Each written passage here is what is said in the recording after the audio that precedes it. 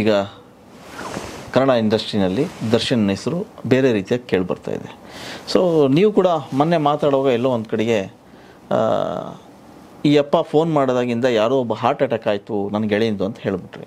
ಅದು ಎಷ್ಟರ ಮಟ್ಟಕ್ಕೆ ಸತ್ಯ ಅನ್ನೋದಕ್ಕಿಂತ ಕರ್ನಾಟಕದ ಫಿಲಿಮ್ ಇಂಡಸ್ಟ್ರಿಯಲ್ಲಿ ಒಬ್ಬ ಲೈಟ್ ಬಾಯ್ ಇಂದ ಹಿಡ್ಕೊಂಡು ಒಬ್ಬ ಫಿಲಿಮ್ ಪ್ರೊಡ್ಯೂಸರ್ವರೆಗೂ ಎಷ್ಟು ಜನ ಕೆಲಸ ಮಾಡ್ತಾರೋ ಅವ್ರಿಗೆ ಸತ್ಯ ಗೊತ್ತಿದೆ, ಮಾಧ್ಯಮದವ್ರಿಗೂ ಗೊತ್ತಿದೆ, ಯಾರು ಬಾಯ್ ಬಿಡ್ತಾ ಇಲ್ಲ, ಜನಗಳಿಗೆ ಗೊತ್ತಾಗಬೇಕಲ್ಲ. ಜನರಿಗೆ ನನ್ನ ಫೇಸ್ಬುಕ್ಕಲ್ಲಿ ಬರ್ಕೊಂಡಿದ್ದೇನೆ, ಯಾವ ಪಿಕ್ಚರಿಗೆ ಆತ ಮ್ಯೂಸಿಕ್ ಡೈರೆಕ್ಟರ್ ಆಗಿದ್ದ, ಯಾವ ಪಿಕ್ಚರ್ಗೆ ಮ್ಯೂಸಿಕ್ ಡೈರೆಕ್ಟರ್ ಆಗಿ ಅವ್ರನ್ನ ಚೇಂಜ್ ಮಾಡಲಾಯಿತು, ಒಂದು ಪಿಕ್ಚರ್ಗೆ 2 ಮ್ಯೂಸಿಕ್ ಡೈರೆಕ್ಟರ್ ಇರೋದು ಹಿಂಟನ್ನು ನಾನು ಕೊಟ್ಟಿದ್ದೇನೆ, ಹೇಳಿದ್ದೇನೆ.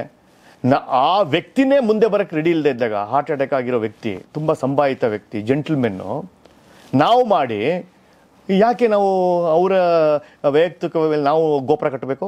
S, okay.